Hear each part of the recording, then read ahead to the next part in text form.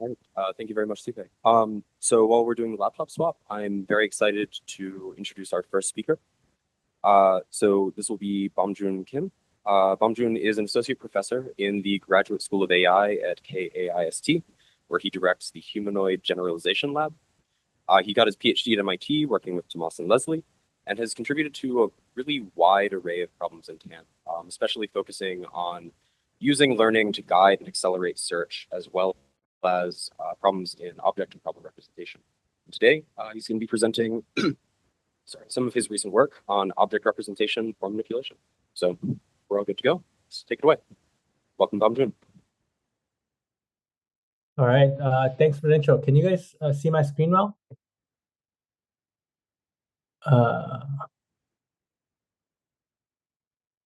Okay, you guys can hear me well? Okay, so let me get started. So thanks for the intro. So the robots that I dream of are like the ones that are shown on the screen that can do, laundry for us, set up a table, fetch a cup of water, and so on. And for these robots to come about, what we need to think about is to come up with an algorithm that can reason in long horizons. So not just in order of seconds or minutes, but reason about hours and days of operations. And so I think this is where task and motion planning is becoming extremely useful, where we can start thinking about integrating these classical AI planning algorithms that uses factoring and lifting to reason in long horizon, and combine that with motion planning to fill in this continuous search problem, solution to a search problem. So here's one example problem that I solved during my PhD, where the robot has to move these blue boxes to the home from this location, and the robot has to think about two different aspects. One is that it has to think about the discrete task level aspect, where the robot has to think about, okay, which object am I going to manipulate? Okay. And the other aspect is, okay, what continuous motion would I use to manipulate each of these boxes once I decided to pick up a particular object? So, using one of the task and motion planners that I came up with, we were able to solve this problem. Okay, so the robot was able to figure out that these green boxes were in the way, and each of these how these blue boxes could be moved into the homes, right? But when we did this, right, we used this kind of factored and lifted representation in classical AI task planning. Okay? And one of the critical assumptions that we made was that the world consists of objects. Okay, so here we have pick and drop, right? And this takes in the parameter called object. So one of the critical questions that I didn't know the answer to during my PhD was, how should we represent the object states? Okay, so that affords us to do these kinds of long horizon manipulation. So some of the criteria that these object state representation has to satisfy are that it must contain sufficient information for manipulation, right?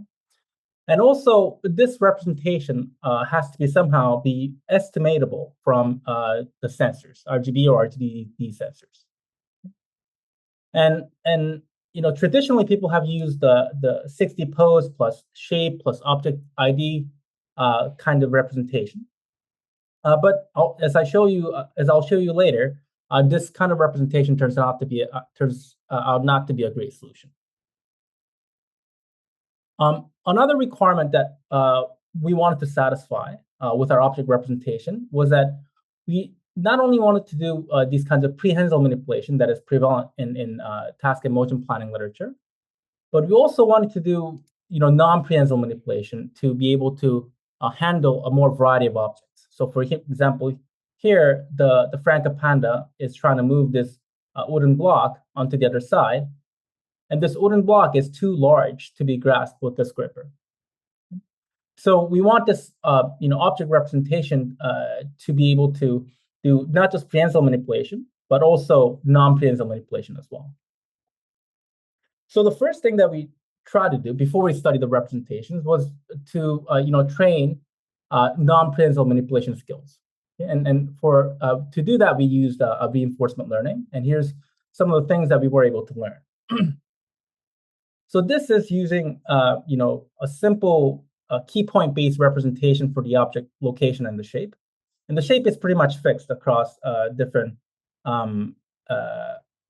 episodes. Okay? And as you can see on the left hand side, there's a key points that are being tracked by our perception algorithm. So with this representation, we were able to train a very context-rich non-piezo manipulation that could manipulate that wooden block or this object that is too thin to be grasped. And we were able to generalize across object physical properties. So we couldn't generalize over object shapes, but we were able to generalize over things like object weights, friction coefficients, and so on to train a policy like these. Okay, so that was good in the sense that we were able to train these non-piezo manipulation skills. But what about generalizing over different object shapes? Okay, so previous video that I showed you earlier, as I said, was able to generalize over different object physical properties, but not over the object shapes. Okay, and we wanted to make the policy to generalize over diverse shapes like the ones that are shown on the screen. So we changed our problem a little. So here's our new problem setup. Okay, so we have 3 cameras and we have one a Franca Panda, and we wanted to manipulate a random object like a toy crab that has very complicated shape to a target location like this. Okay, and it's typically it starts out at a non-graspable pose and a non-graspable goal in the sense that you can't just grasp this toy crab at the bottom and then place it here because your hand will be in collision with the desk. So we wanted to think about an object representation that could afford this kind of generalization for our non-piezo manipulation skills. And so the first idea that we tried was to think about the computer vision objective, where we have these partial point clouds that are being tracked by RGBD cameras, okay? And maybe we thought that maybe the thing that we should do is to complete the shape of each of these partial point clouds, because if you don't know the shape of the object, right, then you can't make a contact with an object. Okay? So the first thing that we tried was to pre-train a object representation Z by pre-training a shape completion network. So this network takes in a partial point cloud, the real-time partial point cloud from the RGBD sensor. It puts it through an encoder, and then it outputs the latent representation Z. And then it decodes it, and then which estimates the complete shape of the object. And so we would pre-train this network and just take this part and then connect it to a policy, okay, in the hope that this action will now will do a reasonable thing with the given information, which is Z, that has sufficient information to complete the shape of an object. Okay, so the problem with this approach, however, was that it usually is an overkill, and this idea of completing the shape of an object was a really a difficult task. Okay? So why was it an overkill? So here is a toy example that demonstrates this. So this is a ground, this is a toy chair, and this is a Franca Panda gripper. So if you look at this example, there's a red part where the toy chair could make a contact with either with the environment or the hand, and the other part that are marked with gray. So in the perspective of manipulating this object, all that matter is the shape of this the red part, and the rest of the object are irrelevant in the sense that they can't influence the dynamics of the object. But if you're trying to use this computer vision objective that tries to complete the shape, it'll have to use the capacity of the network to complete the shape at irrelevant points as well. And if you look at this shape, it has a very high frequency shape, which would make it really, really difficult for a neural network to complete. So we made this observation, and we started thinking about, okay, so what would be a good object representation, especially when you're using RL? So a good representation for RL, we should be able to distinguish high value states and the low value states. So what would that be for manipulation? So our intuition was that the presence and location of the contact is the most crucial thing for these kinds of context-rich robot manipulation. And I'll try to explain with a couple of examples. So here's a cup, right? And the robot is trying to topple this cup. If the end effector pose is very near this cup, but is not in making a contact with this cup, even if it moves the hand this way, it wouldn't be able to topple the cup. But as soon as it makes a contact with the cup, if you move the hand this way, you'll be able to topple it. Now here's another example. Okay, so we have a Lego block, and we want to move it to this goal location. And if you make a contact like this, okay, then you should be able to push it to the target pose. But if you make a contact like this, then you're going to end up toppling the Lego block, which is going to be further away from the goal than where you are now.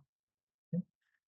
So this shows you that the presence and location of the contact is really, really crucial for robot manipulation. And if you can detect this, then the shape it becomes almost irrelevant. So our strategy or our intuition was that this should be easier to detect than completing the shape of the entire object. So we started to think about designing a pre-training task so that we can estimate the location and presence of the contact between the object and the end effector. And here was a method that my student Jamie was able to come up with back in 2024. Okay. What we would do is that we would take this point cloud of an object, and we will take the hand state of the Frankopanda, so like the pose of the hand. What we would do is that we would patchify this full object point cloud. So each of these tokens becomes it corresponds to each of these patches of the point cloud. Okay. We would then pass through it to a patch transformer, okay, which is going to do a cross attention among these patches of point clouds and hand. And each of these are going to create an embedding. So the embedding 1 corresponds to a patch 1, embedding n corresponds to nth patch. And for each of these embeddings, what we're going to do is that we're going to attach a contact header, which is going to give you the contact labels. So the encoder is taking in the sensory data and the hand location, and then embedding it. And the decoder is what it is trying to do is that instead of completing the shape, it's trying to answer the question of, okay, is the hand contacting this particular patch or not? Is it contacting this patch or not? So this a set of embeddings have a sufficient information to detect where and whether the contact is happening at each of these patches. Okay. And so once we pre-train this network, okay, what we can do is that we can actually take these embeddings, okay, and then put it through a policy network, which is going to take in other information such as the goal to the object, okay, and then output an action that actually that moves the object. And here's some of the things that our policy was able to achieve. So this is moving that toy crab that the robot has never seen before. So all these objects are novel to the robot, okay? And it's making those a set of embeddings, right? That was from real-time sensing from the RGBD sensors, and it can just from that information, it can figure out where to make a contact and what force they should apply on the object in order to move it to a target pose. And so these were some of the rolling objects that were especially difficult. So even for humans, if you close your fingers and try to do this, it's really difficult because you have to exert a just right amount of force to not roll it off the table, but to make it stand. Okay. This is a tea box, an empty tea box. And the robot figures out that once it stands it up, it should just push it instead of toppling it. This is a sauce bottle. This is a 3D printed headless toy bear. We wanted to see how the generality could go. And this is lifting a heavy object by using a little hole at the top of the object. Okay, so even without knowing the exact shape of the objects, just by predicting these contact locations and presence, we were able to come up with. We were able to train these a policy that could do all these. And we use the same representation, okay, to do prehensile manipulation with symbolic references. Okay, so here we have a similar setup where we have 3 cameras. Okay, and then the user could ask for things like fetch a soda can and place it next to the bowl. Okay. And what we're going to do is that we're going to use our same object representation. Okay, so we're going to take these camera sensory data, okay, and then we're going to put it through a 3D, which is going to estimate an object representation through our encoder, which I termed it 3D perception here. And then there's going to be a language understanding module that parses this sentence. Okay. And we're going to ground this language command to our 3D perceived object representation, okay, by using a clip model here. Okay, so we're going to use a clip model to ground these language commands to these the object representations. So I don't have the time to go into the details, but basically the contact-based representation allows you to use ray casting to use these clip models to map each of these words in the sentence into each of these object embeddings. And here was some of the things that we were able to achieve. Okay. So here we're randomly arranging the objects. And what we're doing is that we're going to command the robot with a language. Okay. And what it does is that it perceives the scene first. Okay. And it creates a digital twin of the world. And so it's executing the command that says, give me the black can and the blue cup. And it's using that grounding module to ground each of these language, the symbols, the black can and the blue cup, into each of these object modules, and then and giving it to a human. And you can do this with random scenes. So this is another iteration of our algorithm. Okay? It's estimating the scene again, and it's again grounding a symbol like shiny bowl, and moving it to the right of the blue bottle. Okay? And you can do it with a completely novel object. Okay, so we have this a little dinosaur doll. Okay, that the robot has never seen before. Okay, and it can recognize the red bowl, red bottle, okay, and also the dinosaur doll.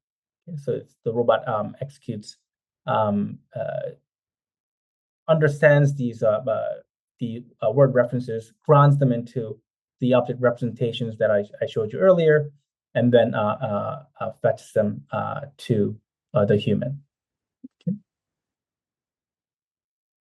Okay, and you can do this for randomly arranged scenes, and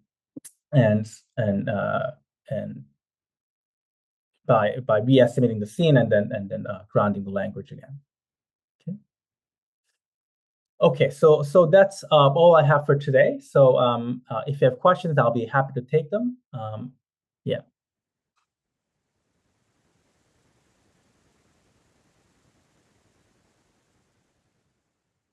Thank you very much, Beomjoon. That was excellent. For Mhm. time, and switch to our next speaker, but let's give Beomjoon another round of applause. Thank you.